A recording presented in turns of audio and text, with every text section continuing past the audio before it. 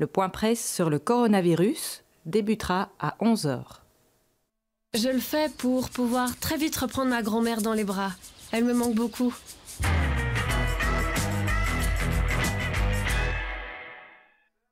Om 11 uur start de persconferentie over het coronavirus. Ik doe het omdat ik niet nog zo'n zomer wil zonder festivals. 1 zo'n zomer is genoeg geweest.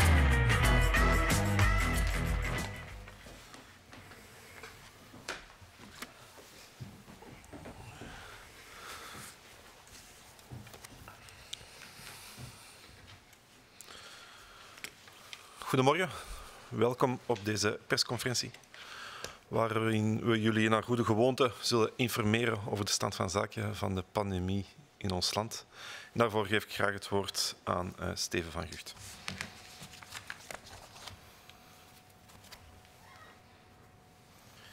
Goedemiddag iedereen, bonjour tout le monde. We gaan beginnen met de cijfers. De afgelopen week werden er gemiddeld 1476 nieuwe gevallen per dag vastgesteld in België. Dat is een verdere stijging van 48% in vergelijking met de week ervoor. De cijfers blijven in stijgende lijn, maar de toename is minder uitgesproken dan enkele dagen terug. De cijfers verdubbelen nu om de 12 dagen. Enkele dagen geleden was deze verdubbeling nog om de 7 tot 8 dagen. Door de toenames blijven we echter wel nog steeds hogere cijfers zien.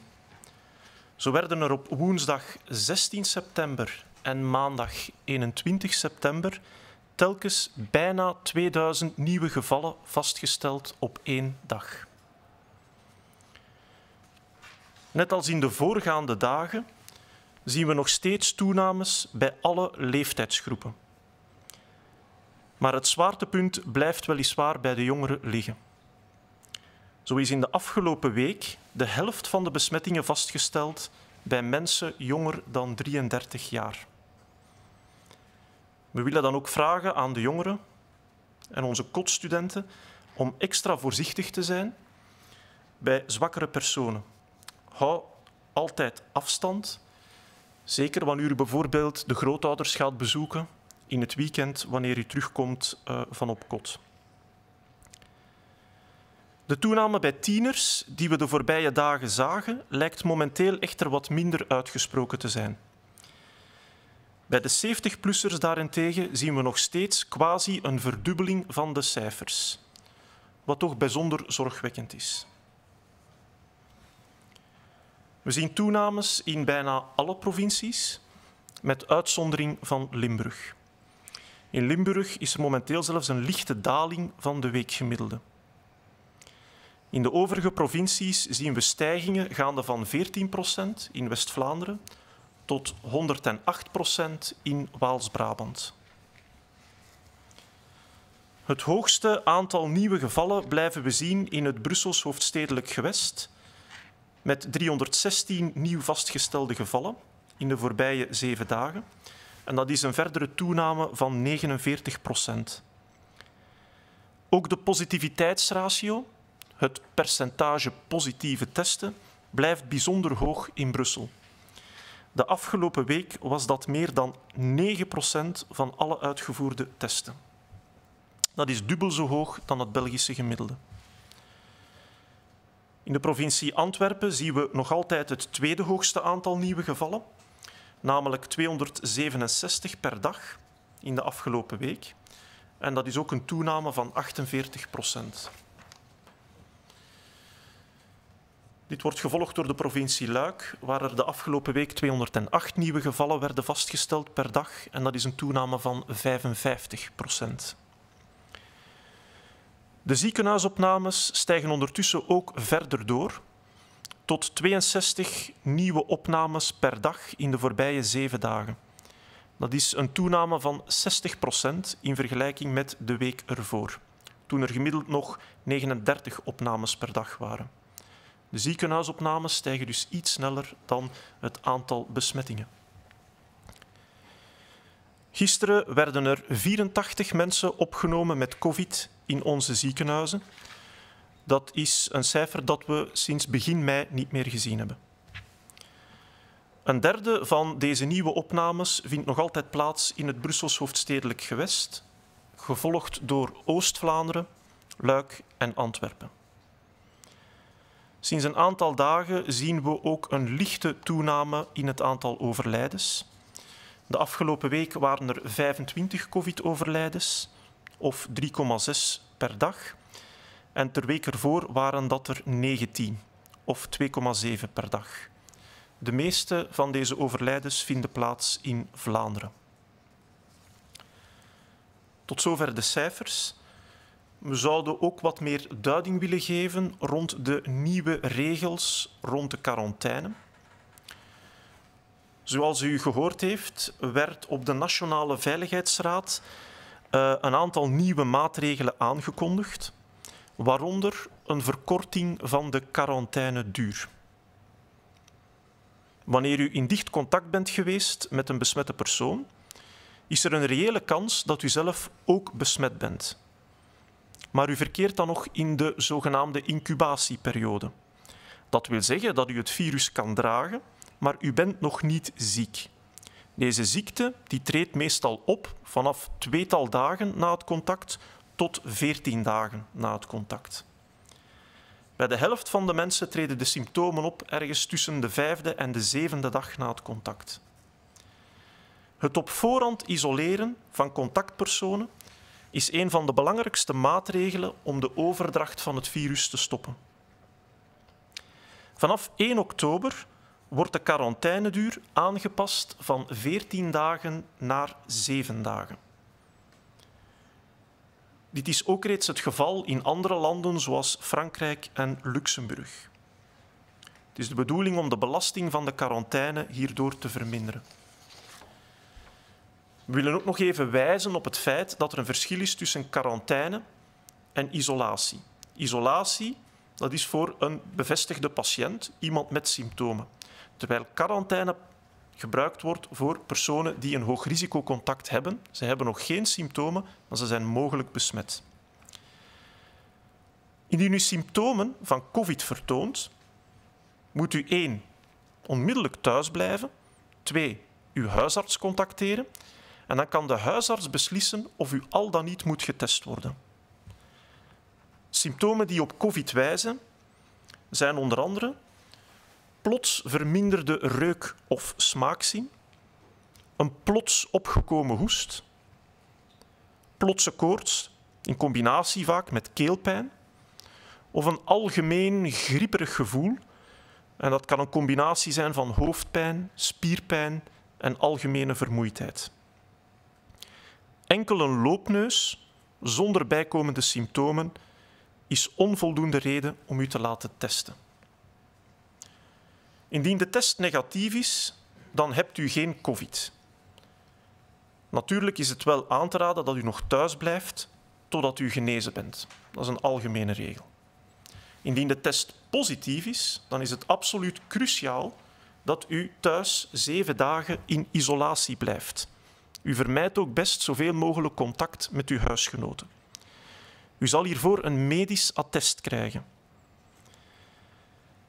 U moet minstens 3 dagen koortsvrij zijn en de andere symptomen moeten in grote mate verbeterd zijn vooraleer u uit isolatie kan komen. Voor sommige mensen kan dit betekenen dat die isolatie langer duurt dan 7 dagen. Voor mensen die geen symptomen hebben, maar om een of andere reden toch getest worden en positief testen, geldt dezelfde regel van 7 dagen isolatie. Maar in dit geval begint die isolatie op het moment van de afname van de test. Eenmaal dat u positief getest werd, is het niet zinvol om deze test nadien nog te herhalen. De test kan immers nog meerdere weken positief blijven, zonder dat u eigenlijk nog besmettelijk bent. Dat heeft weinig meerwaarde. Hoe zit het dan met mensen die een hoog risicocontact hebben gehad? Of voor reizigers die terugkeerden uit een rode zone? Wel, deze mensen moeten in principe in preventieve quarantaine gaan. Deze preventieve quarantaine duurt 7 dagen, vanaf 1 oktober. Met een hoog risicocontact bedoelen we een nauw contact waarbij u bijvoorbeeld meer dan 15 minuten op minder dan 1,5 meter in contact bent geweest met een besmet persoon. Of wanneer u voorwerpen hebt gedeeld met een besmet persoon. Huisgenoten worden meestal ook als hoogrisicocontacten beschouwd. Zodra u via de contacttracing of via de besmette persoon in kwestie het nieuws verneemt dat u in contact bent geweest, in nauw contact bent geweest met een besmet persoon, moet u thuis blijven en gaat u in quarantaine. Die quarantaineperiode van 7 dagen zal starten vanaf de dag van het laatste contact met de besmette persoon. En ten vroegste 5 dagen na dat laatste contact kan u een test laten afnemen.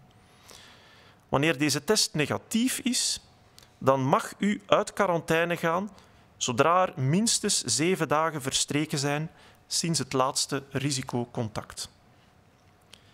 Het is wel belangrijk dat u in die week na de quarantaine extra voorzichtig bent en extra aandachtig bent voor het eventueel optreden van symptomen. Hou in deze periode, in deze week na de quarantaine, ten alle tijde afstand, zeker van kwetsbare personen. Draag zoveel mogelijk een masker en vermijd bezoek bij oudere of kwetsbare personen.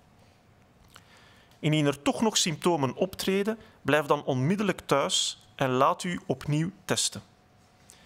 Er is immers nog altijd een kans dat de ziekte toch nog kan uitbreken in die periode van 7 tot 14 dagen na het contact. Indien deze test positief is, dan wordt uw quarantaine met 7 dagen verlengd. Deze procedure geldt voor personen die zelf in contact zijn geweest met een besmette persoon. Het is dus niet omdat u een huisgenoot hebt die in quarantaine is geplaatst, dat u zelf automatisch ook mee in quarantaine moet. Dezelfde procedure geldt in principe voor reizigers uit rode zones. Die moeten ook 7 dagen in quarantaine met een test op dag 5. En deze quarantaine begint vanaf de dag dat u de rode zone verlaten hebt.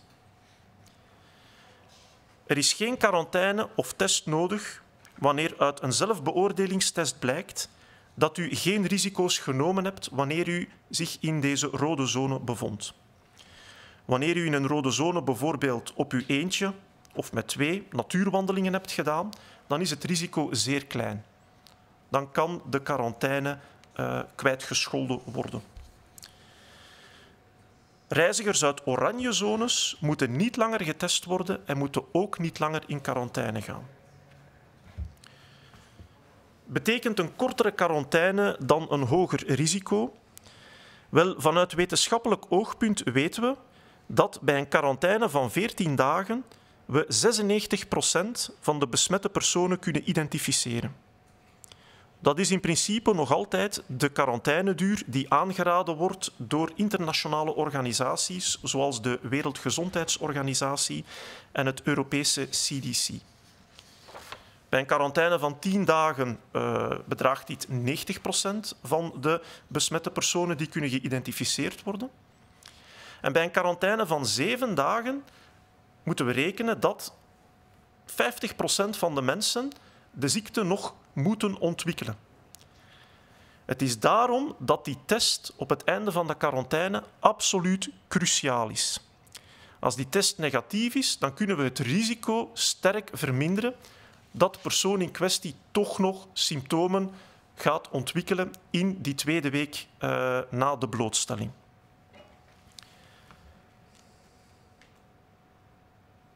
Met deze nieuwe regels rond quarantaine werd geprobeerd om een beter evenwicht te vinden tussen wat wenselijk is uit wetenschappelijk oogpunt en wat beter haalbaar is voor de maatschappij.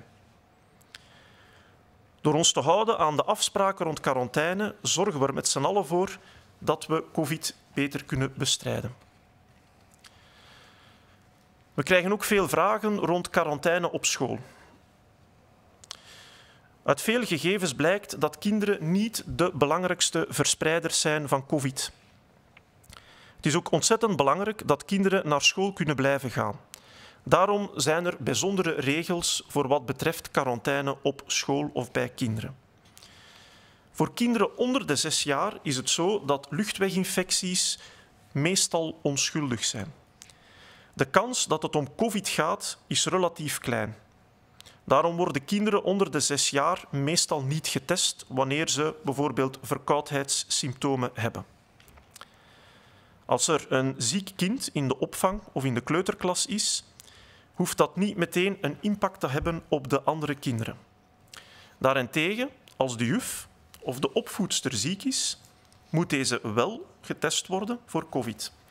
Als de test positief is, dan worden alle kinderen uit de klas beschouwd als hoogrisicocontacten en moeten alle kinderen uit de klas in principe in quarantaine geplaatst worden. Wanneer een kind in het lager onderwijs positief test, dan worden de andere kinderen in de klas in principe beschouwd als laag risicocontact. Ze hoeven dus niet in quarantaine te gaan. Zelfs als de leerkracht besmet is, worden de kinderen van de klas ook beschouwd als laag risicocontacten en hoeven zij niet in quarantaine te gaan. Dit is omdat in het lager onderwijs het beter mogelijk is voor de leerkracht om ten allen tijde 1,5 meter afstand te bewaren ten opzichte van de leerlingen.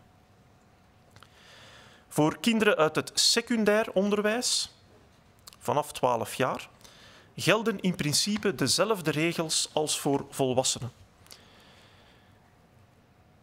De mensen waarmee je in contact bent, of de personen die in contact zijn geweest met een besmet persoon, langer dan 15 minuten en binnen een afstand van 1,5 meter, worden dan als hoogrisicocontact beschouwd.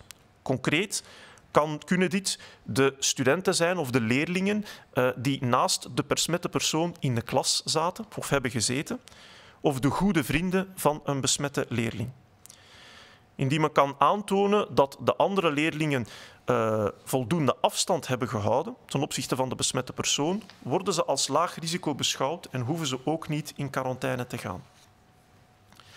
Indien in uitzonderlijke gevallen blijkt dat het virus toch is rondgegaan in de klas of in de crèche, wanneer er bijvoorbeeld meer dan 1 geval optreedt in de klas, kan er door de gezondheidsdiensten een risicoanalyse gemaakt worden en kan er eventueel toch overgegaan worden tot het sluiten van de crèche of klas. Ten slotte wil ik nog benadrukken dat deze nieuwe quarantaineregels pas gelden vanaf 1 oktober. Het zijn de kleine handelingen van elke dag die het grootste verschil maken in de strijd tegen het virus. Bedankt voor jullie inspanningen.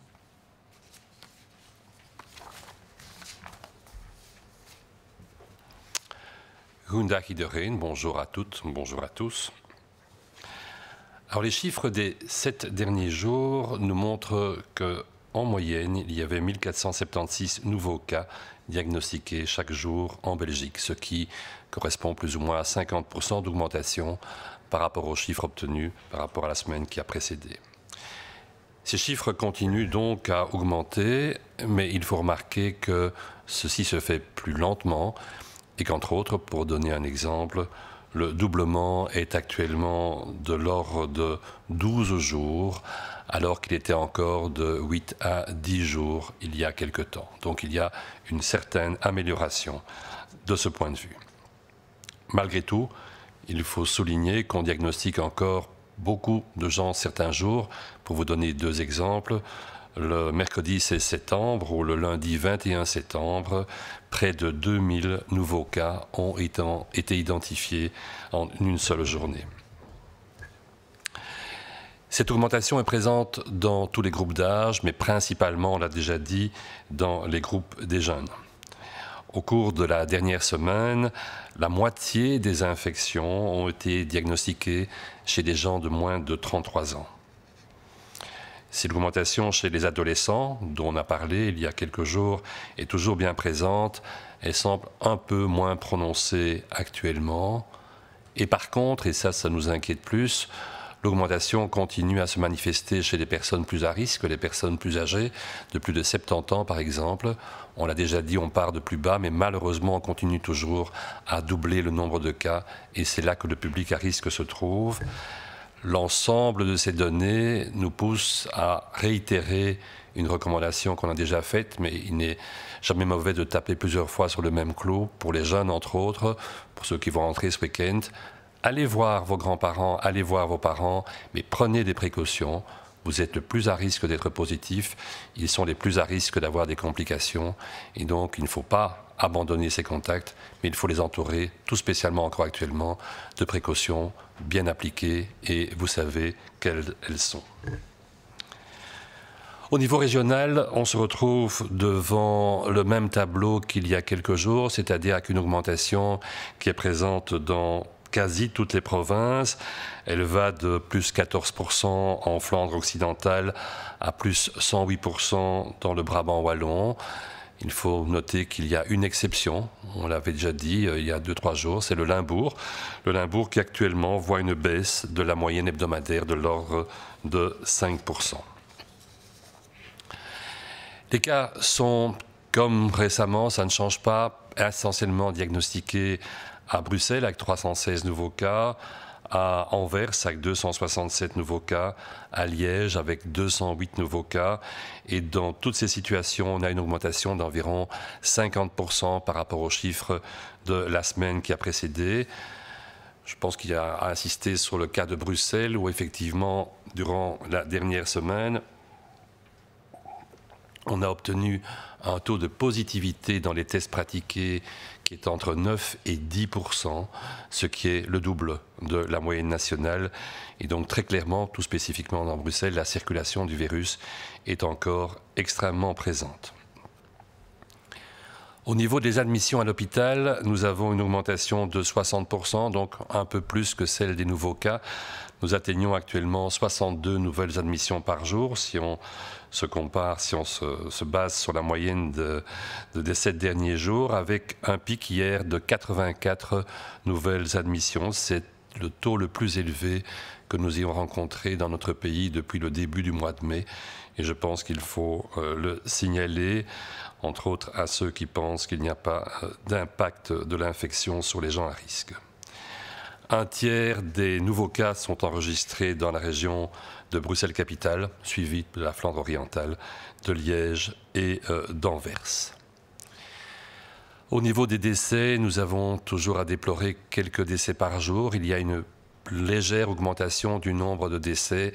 Celle-ci est plus prononcée actuellement en Flandre que dans la partie wallonne du pays. Alors au niveau du message, je pense que vous avez tous remarqué que dans les mesures qui ont été prises lors du dernier Conseil national de sécurité, une d'entre elles est la modification de la période de quarantaine.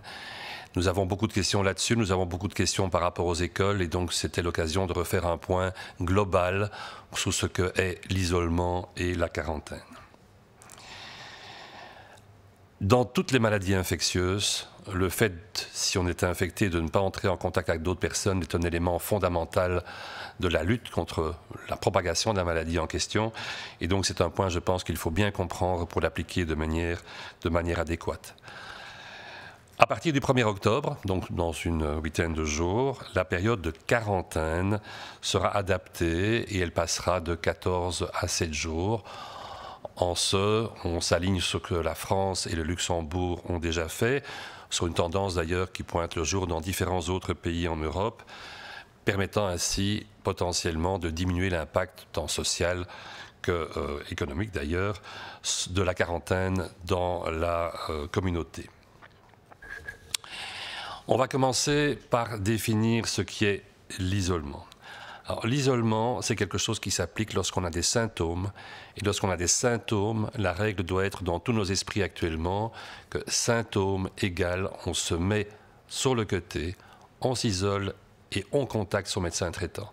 C'est lui qui est le filtre indispensable pour savoir si vos symptômes peuvent correspondre à ceux du Covid et donc pour vous faire passer le plus rapidement possible à ce moment-là un test. Ces symptômes peuvent survenir éventuellement quelques jours après que vous ayez fait un test négatif pour une raison quelconque, un potentiel départ vers un pays qui l'exige à l'étranger par exemple. Les symptômes sont cardinaux et ils doivent dépasser cette notion de test négatif récent. Le symptôme doit vous faire vous isoler, contacter votre médecin et réaliser éventuellement donc un nouveau test si nécessaire. Quels sont ces symptômes qui doivent attirer votre attention? Répétons-les encore. Il ne s'agit pas de simplement un nez qui coule. Le nez qui coule, chez l'enfant ou chez l'adulte, n'est pas un symptôme suffisamment sensible pour qu'on puisse l'attribuer au Covid.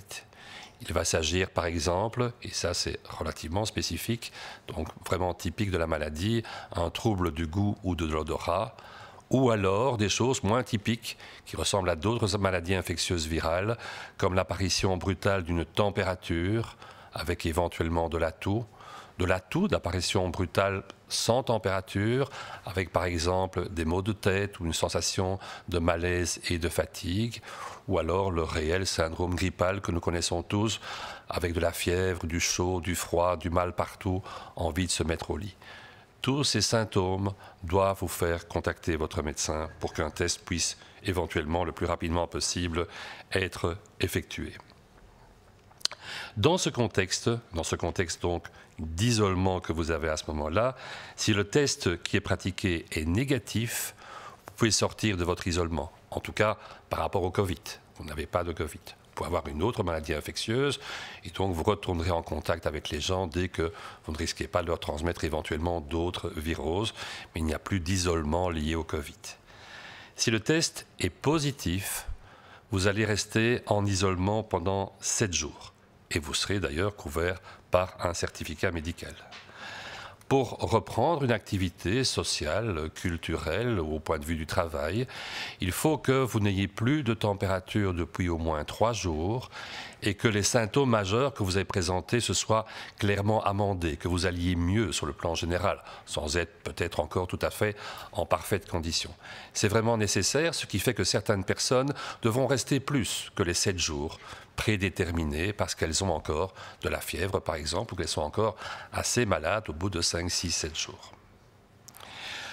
Pour les personnes chez qui un test est fait mais qui n'ont pas de symptômes, c'est la même règle de 7 jours d'isolement qui va prévaloir.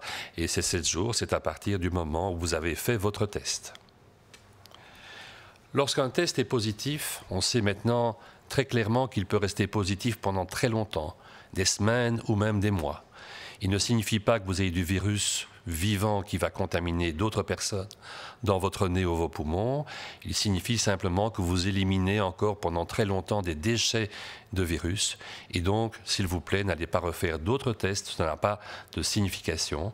D'autres tests ne seraient refaits éventuellement que dans les circonstances où de nouveaux symptômes viennent à apparaître.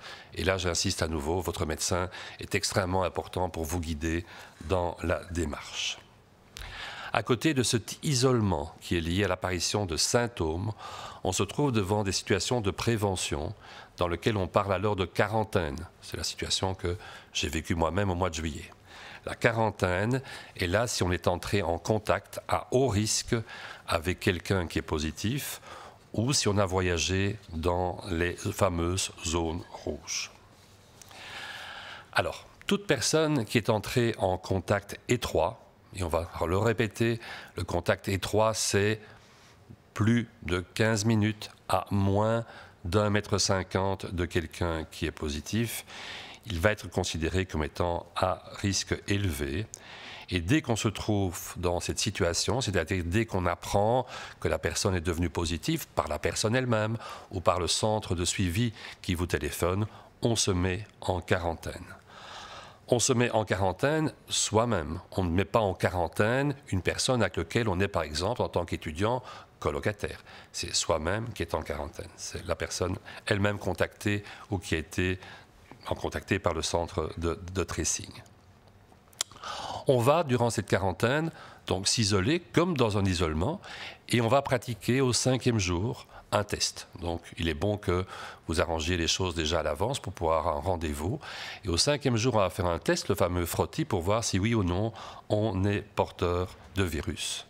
Si ce test est négatif, on peut sortir de quarantaine au 7e jour. On espère qu'un test fait à J5 vous soit bien obtenu à J7. Cependant, il faut garder les précautions et on va discuter ça plus en détail dans quelques instants. Il ne faut pas faire n'importe quoi parce qu'on est tout content d'avoir un test négatif et qu'on sort de quarantaine à J7. Il restera encore une période de 7 jours pendant laquelle un risque existe et pendant lequel on va vous demander, en retrouvant votre vie par ailleurs, d'appliquer particulièrement strictement les mesures de précaution que l'on connaît bien, se laver les mains, rester à distance des gens les plus fragiles, porter un masque si nécessaire, et ainsi de suite. Les fameuses règles d'or qu'on a déjà dit à de multiples reprises. Si votre test, bien sûr, est positif lorsqu'on le fait au 5e jour, à ce moment-là, vous entrez dans la même situation qu'un isolement, puisque vous êtes porteur du virus. Et donc, on va poursuivre la période où vous êtes sorti de la société de 7 jours d'isolement, avec la même règle. Si des symptômes apparaissent à ce moment-là, eh bien, il faut attendre qu'ils soient amendés et qu'il n'y ait pas de température éventuellement. On l'a déjà dit, c'est à vous que la quarantaine s'applique et pas à la personne qui est avec vous. Grosse différence par rapport à une situation d'isolement. On vient de parler pour les contacts à haut risque, mais ceci est aussi valable pour les retours venant de zones rouges. Dans ce contexte de zone rouge, vous savez que vous devez remplir un document, le fameux PLF. Et ce document, lorsque vous le remplissez, eh bien, il constitue, si on peut dire, puisque vous le faites le jour où vous partez, le moment où commence votre période de quarantaine. Vous sortez du pays en question ce jour-là. Et donc, la quarantaine de 7 jours, on l'a dit, s'applique à partir du moment où vous remplissez le document, où vous arrivez en Belgique, ce qui est à 24 heures près, à peu près la même chose. Ce document va être complété dans les jours qui viennent d'un certain nombre de questions supplémentaires qui permettront de mieux établir si vous avez couru un réel risque. On l'a assez dit, le fait d'être en zone rouge veut dire qu'il y a plus de virus qui circulent autour de vous dans la population, mais l'importance, ce n'est pas seulement où on est, mais c'est surtout ce que l'on a fait. Et en fonction, effectivement, du fait d'avoir fréquenté des discothèques ou des restaurants bondés versus de s'être promené dans la campagne loin de tout le monde, le risque ne sera évidemment pas le même. Le fait d'avoir rempli ce document dans les jours qui viennent permettra à partir de début octobre d'avoir une bonne estimation de votre risque et d'éventuellement ne pas devoir entrer en quarantaine. Soulignons le fait que les gens qui reviennent de zone orange ne doivent plus être testés et ne doivent donc pas se mettre en quarantaine. Ils doivent, comme tout le monde, faire attention, mais la densité de l'infection actuellement dans notre pays nous rend assez semblable aux zones en question. Insistons sur le fait que tout ça s'applique soit à des voyages, on l'a dit, soit au fait d'avoir été proche de quelqu'un, trop proche de quelqu'un, en dehors bien sûr de notre zone de contact pour laquelle nous pouvons être plus proches. Et donc si on reste plus loin des gens dans la vie de tous les jours, si on prend les mesures de précaution, on n'est plus qu'un contact à faible risque par rapport à quelqu'un qui se révélerait être positif. Et un contact à faible risque ne doit pas se mettre en quarantaine. Donc, gardez vos distances, c'est un avantage supplémentaire à ce moment-là. Vous pourriez vous poser la question, est-ce que ces nouvelles mesures font courir un risque? Est-ce qu'on ne simplifie pas en prenant un risque de santé publique? Alors, ce qu'il faut savoir, c'est que d'un point de vue purement scientifique, on constate que 96% des personnes qui vont être symptomatiques sont identifiées pendant la fameuse quarantaine de 14 jours. On atteint presque, si on peut dire, une perfection au niveau scientifique. Si on ramène cette quarantaine à 10 jours, on couvre encore 90% des cas, ce qui n'est pas mal. Vous me direz, alors avec 7 jours, qu'a-t-on? Eh bien, avec 7 jours, ce n'est pas aussi bon. Soyons honnêtes, avec 7 jours, on ne couvre qu'une grosse partie des cas, mais on pourrait éventuellement laisser échapper 40 à 50% des cas. Alors, que fait-on pour éviter justement d'être aussi inadéquat? Eh bien, on rend, et c'est extrêmement important, il faut extrêmement important de le faire, excusez-moi, on rend nécessaire le fait de faire un frottis. Et c'est ce frottis au J5 qui permettra de vérifier le mieux possible que vous n'êtes pas au moment où il y a beaucoup de virus qui commencent à apparaître, mais que vous-même, vous n'êtes pas encore symptomatique. Ce frottis à J5 est fondamental pour que l'application de la quarantaine de 7 jours puisse être un outil valable diminuant la transmission du virus. Cependant, même avec ce frottis, on ne sera peut-être pas aux 96% des 14 jours. Et donc, on vous demandera de continuer à faire attention, à vous surveiller pour vérifier que des symptômes, on en a assez parlé de quels symptômes il s'agissait, n'apparaissent pas. Et au moindre de ces symptômes, d'avertir votre médecin traitant pour rentrer alors éventuellement dans le cycle qu'on a décrit des personnes qui pourraient être infectées. Vous pouvez retourner au travail, vous pourrez retourner à l'école sans problème, mais s'il vous plaît, surveillez-vous spécialement bien pendant les 7 jours qui suivent et appliquez strictement les mesures de limitation de risque qu'on a déjà détaillées. Ce qu'on espère fondamentalement, c'est qu'avec une mesure peut-être un peu moins efficace sur le plan scientifique, un peu moins rentable pour attraper tout le monde, on puisse surtout mieux la faire appliquer. Que les gens ne se disent pas que c'est trop long et que quand c'est trop long, on ne le fait pas. C'est l'applicabilité des mesures qui est fondamentale plus que la décision. Et donc, ce faisant, on espère avoir un juste milieu entre le point de vue scientifique et ce qui est faisable au point de vue humain. Après avoir discuté ainsi de tout ce qui est quarantaine et isolement dans un contact à risque ou dans un retour de zone rouge, on a aussi donc beaucoup de questions pour ce qui se passe dans les écoles et donc la quarantaine dans les écoles. Vous le savez, on l'a déjà dit, les enfants globalement, tout spécialement les petits-enfants, ne sont pas ceux qui sont le moteur de la transmission du Covid dans notre société. Il est aussi extrêmement important que les enfants puissent être scolarisés, c'est fondamental pour leur développement. Et donc, dans ce contexte, des règles particulières ont été établies à la rentrée scolaire.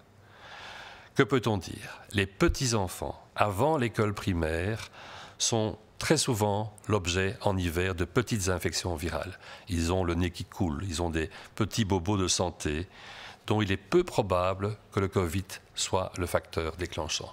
Mais de multiples autres virus commencent déjà et vont circuler de plus en plus à partir de fin septembre, début octobre. Ces petits-enfants légèrement malades, dans un groupe, entre autres en gardiennat par exemple, n'ont pas d'impact significatif sur les autres enfants. Par contre, il faut insister sur le fait que les adultes qui sont présents dans ces structures, donc de tout ce qui est avant l'école primaire, et qui, eux, ne sont pas porteurs de masques par définition dans ce contexte spécifique, sont à risque potentiel et qu'ils, s'ils présentent des symptômes, ils doivent se faire tester. C'est tout à fait important.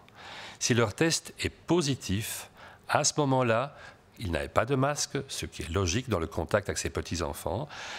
Les enfants dont ils sont occupés, eux-mêmes et les autres adultes éventuels qui étaient présents dans la même structure, en même temps qu'eux, dans la même classe, si on peut dire, sont à haut risque et doivent être mis en quarantaine. On fait une étape ultérieure, on monte à l'école primaire. Et au niveau de l'école primaire, il faut insister sur le fait que si un enfant est testé positif, il a des symptômes par exemple, tous les autres enfants de la classe et l'enseignant sont considérés seulement comme étant à faible risque, donc pas à haut risque, mais à faible risque. Et c'est d'ailleurs le cas également aussi si l'enseignant est déclaré infecté par un frottis. Effectivement, l'enseignant, à partir de l'école primaire, doit porter un masque et a donc ainsi très nettement limité son risque de transmission par rapport au risque de la classe. Il n'y a pas de quarantaine à appliquer à ce type de classe primaire. On change totalement d'optique à partir du moment où on passe au niveau du secondaire. Au niveau du secondaire, on sait que le risque de transmission par les enfants du secondaire, et d'autant plus qu'on évolue vers les grands du secondaire, est totalement identique au risque qu'on peut avoir chez l'adulte. Et donc ce sont les mêmes règles qui s'appliquent qu'à une population adulte au niveau du secondaire. Si on a quelqu'un de positif, eh bien les gens qui sont proches, proche par rapport à un banc, proche parce qu'un ami proche avec lequel on discute sans arrêt à la cour de récréation, eh bien on aura effectivement la nécessité d'avoir là, de déclarer des contacts à haut risque et d'appliquer à ces contacts à haut risque les mêmes mesures que l'on a signalées pour la société en général en dehors de l'école. Exceptionnellement, dans certaines structures, lorsque le virus circule beaucoup, qu'il y a beaucoup de contacts dans la même bulle scolaire, si on peut dire, il peut être nécessaire pour la médecine scolaire, entre autres, pour les pouvoirs locaux, d'analyser la situation et dans des contextes particuliers de ce type-là, mais qui doivent rester une minorité des cas, on peut avoir effectivement la nécessité de fermer une classe et extrêmement rarement de fermer une structure complète. Je pense qu'il faut réinsister sur le fait qu'actuellement, on n'a pas de méthode révolutionnaire à vous proposer. On a simplement l'intime conviction que ce sont les petits gestes que nous pouvons tous poser de la vie quotidienne quant aux précautions que l'on prend pour nous et pour les autres qui feront la différence.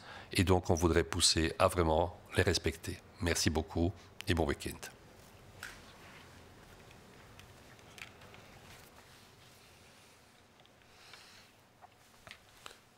Goedemiddag. De Nationale Veiligheidsraad heeft op basis van de huidige situatie de maatregelen bijgesteld. Iedereen heeft zijn mening over de genomen beslissingen. Dat is ook meer dan normaal. Er zijn niet enkel 11 miljoen redenen om de 6 gouden regels vol te houden. In een democratische samenleving zijn er ook 11 miljoen meningen. Maar één ding is duidelijk. Er is maar één virus. Een virus dat ons allemaal kan treffen en waar we allemaal genoeg van hebben. Maar onze gezondheid en deze van onze dierbaren laten het niet toe om het virus te negeren. In maart, april, mei was er een heel sterke samenhorigheidsgevoel. En zijn we er samen in geslaagd om de curve af te vlakken. Veel hadden gehoopt, gedacht, dat we na deze sterke collectieve prestatie ook verlost zouden zijn van het virus. Maar het virus is sneller teruggekeerd dan we allemaal hadden gehoopt. Velen onder ons zijn het dan ook grondig beu. En geloof me, wij ook. Wat we echter niet uit het oog mogen verliezen, is waarom we dit allemaal doen. Het gaat hier om de gezondheid van ons allemaal. Het is misschien nog te vroeg om nu al te denken aan de eindejaarsperiode. Een periode vol met traditie.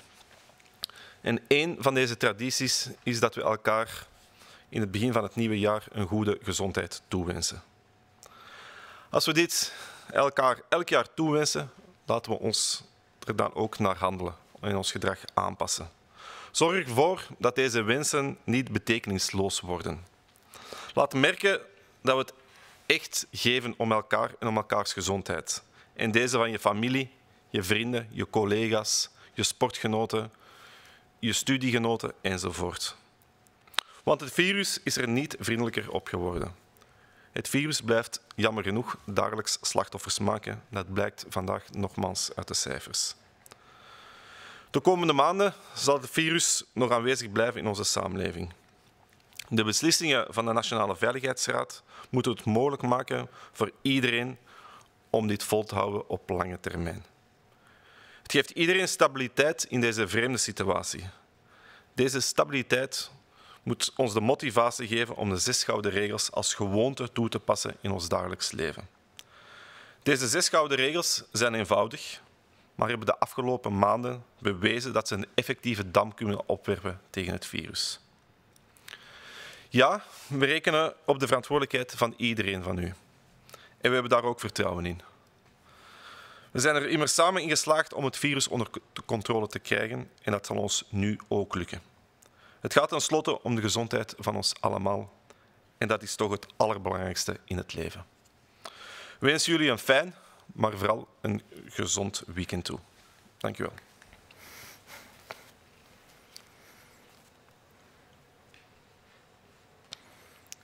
Bonjour à tous, bonjour à toutes. Le Conseil national de sécurité a adapté mercredi les mesures en vigueur sur base de la situation épidémiologique actuelle. Tout le monde peut avoir un avis sur ces décisions et c'est tout à fait normal. Il n'y a en effet pas seulement 11 millions de raisons de respecter aujourd'hui les règles d'or, mais il y a aussi dans notre société démocratique 11 millions d'opinions. Malheureusement, il n'y a qu'un seul virus. Et ce virus peut toucher tout le monde. Et nous en avons tous assez. Mais notre santé et celle de nos proches ne nous permet pas de baisser les bras. En mars et avril, nous avons tous ressenti un très fort sentiment de solidarité. Et nous avons réussi ensemble à aplanir la courbe. Beaucoup d'entre nous avons pensé, espéré, qu'après cet effort collectif important, nous en aurions fini avec ce virus. Malheureusement, le virus est revenu plus rapidement que prévu. Beaucoup d'entre nous en ont assez, et croyez-moi, nous aussi. Mais ce qu'il ne faut absolument pas perdre des yeux, c'est le pourquoi. Pourquoi nous faisons cela? Et nous le faisons pour notre santé. S'il est un peu tôt maintenant pour penser aux fêtes de fin d'année, nous allons quand même attirer l'attention sur ces traditions que nous vivons généralement en fête de fin d'année, des traditions familiales, sociales. Et lors des vœux de Nouvel An, nous avons l'habitude de nous souhaiter une bonne année, mais surtout une bonne santé. Si chaque année, nous formulons ces vœux pour nos familles, pour nos amis, alors aujourd'hui, agissons en conséquence. Montrons maintenant, réellement, que nous nous soucions de la santé de nos proches, de nos amis, de nos collègues. Parce que le virus, il n'est pas devenu plus gentil. Le virus continue, malheureusement, chaque jour, à faire des victimes, et les chiffres le montrent encore et toujours. Dans les prochains mois, le virus sera toujours présent dans notre société. Nous le savons maintenant. Les décisions du Conseil national de sécurité rendent possible pour chacun de continuer à tenir bon sur le long terme. Les 6 règles d'or, qui sont les bases de ces décisions, nous permettent une certaine stabilité, nous donnent cette stabilité dans ces moments difficiles. Et cette stabilité nous donne la motivation nécessaire pour adopter ces règles d'or comme des habitudes dans notre vie quotidienne. Ces règles d'or sont simples, mais nous le savons, ces derniers mois, ces règles d'or ont été efficaces pour contrôler la propagation du virus. Alors oui, nous comptons sur la responsabilité de chacun, sur les efforts collectifs, sur le respect de chacun. Et nous le faisons parce que nous avons confiance en vous. Nous avons confiance en nous. Nous savons que nous avons déjà réussi à contrôler la propagation du virus et nous allons encore réussir à le faire. Il en va finalement de notre santé et c'est quand même la chose la plus importante dans notre vie. Nous vous souhaitons à tous un agréable week-end et nous nous retrouverons lundi prochain. Nous allons d'abord passer à une question, je pense, qui nous a été donnée par un journaliste. On dit de plus en plus souvent que le virus se propage principalement par l'air et via les gouttelettes, et moins par les surfaces. Est-il toujours judicieux de désinfecter les caddies de supermarché, étant donné que nous portons des masques? Je pense que ce virus qui nous est encore en partie inconnu, on sait quand même plus de choses. Et effectivement, je pense qu'actuellement, on établit que la majorité de la transmission se fait par des gouttelettes, qu'accessoirement, dans certaines circonstances, elle peut se faire par des aérosols et que l'importance des contacts avec des surfaces sur lesquelles les gouttelettes peuvent perdurer avec du virus pendant un certain temps ne couvre qu'un pourcentage assez faible. Alors assez faible, est-ce 10, est-ce 15, est-ce 20%, on ne sait pas exactement, mais probablement moins que ce que l'on pensait ou craignait au mois de mars et avril, par exemple. S'il s'agit d'un pourcentage faible, il ne s'agit pas d'une absence de transmission, et donc les surfaces peuvent continuer à être un élément de transmission du virus chez certaines personnes.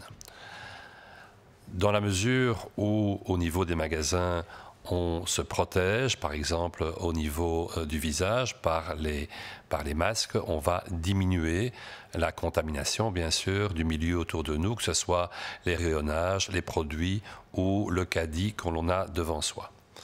Ceci étant, il faut insister sur le fait que tout le monde n'a pas un masque tout le temps, entre autres dans sa voiture pour arriver au grand magasin, que tout le monde ne se désinfecte pas les mains dans sa voiture ou à l'entrée du grand magasin, et que donc si on a toussé dans ses mains parce qu'on était devant personne dans sa voiture et qu'on prend le caddie après, il existe un risque faible, insistant, mais potentiel d'infection.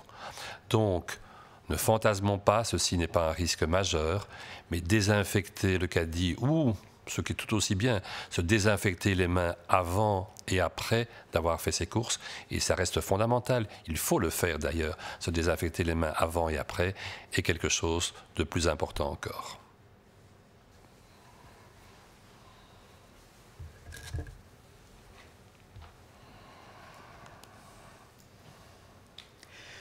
Er wordt meer en meer gezegd dat het virus zich voornamelijk via lucht en druppeltjes verspreidt en niet zozeer via oppervlaktes. Heeft het dan nog zin om winkelkarren te ontsmetten als we toch mondmaskers dragen? Ja, dat is een goede vraag. We kennen ondertussen inderdaad meer en meer over de manier waarop het virus verspreidt. En één ding is heel duidelijk, dat de belangrijkste manier gaat nog altijd om het dicht en het direct contact tussen personen. Waarbij we elkaar besmetten via die fameuze druppels die we produceren, die we uitstoten bij het praten, roepen, zingen. Mogelijk kan het ook verspreiden via fijnere druppeltjes, de zogenaamde aerosolen, die wat langer in de lucht kunnen zweven, die wat grotere afstand kunnen afleggen. En vooral dan in kleine, afgesloten omgeving waar we met veel mensen verblijven en met slechte ventilatie. Contact met besmette oppervlakten, daarvan dachten we in het begin dat het een zeer belangrijke manier van transmissie zou zijn. Blijkt achteraf uit een aantal studies dat dat misschien minder belangrijk is dan initieel gedacht. Maar we moeten natuurlijk heel goed opletten, want dat kan ook zijn omdat we simpelweg ook veel meer opletten dat we onszelf niet besmetten door met onze handen aan besmette oppervlakte te komen. We reinigen veel meer klinken, leuningen, knoppen. We ontsmetten onze handen ook heel vaak. Dus dat kan een impact hebben op die cijfers. Ik denk dat het nog altijd zeer nuttig is om oppervlakten zoals de handvaten van winkelkarretjes of klinken regelmatig te ontsmetten. En ook onze handen regelmatig te wassen. We mogen zeker niet vergeten dat wanneer je virus met de handen aanbrengt op het oog of aan de neus of aan de mond, dat een zeer efficiënte manier is om het virus te laten binnentreden. Niet alleen de neus en de mond, maar denk ook aan de ogen. Dat is waarschijnlijk een belangrijke intredepoort. Dus ik zou daar zeker geen andere aanbevelingen over doen. Ik denk dat het belangrijk is om oppervlakten die vaak aangeraakt worden te blijven ontsmetten en ook heel goed te denken aan onze handhygiëne.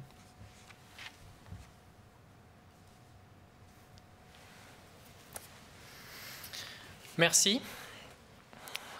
Merci à tous d'avoir suivi ce point d'information. On se retrouve donc lundi à 11h pour le prochain point de presse. D'ici là, continuons à prendre soin les uns des autres et profitons de ce week-end qui s'annonce automnal. Bon week-end.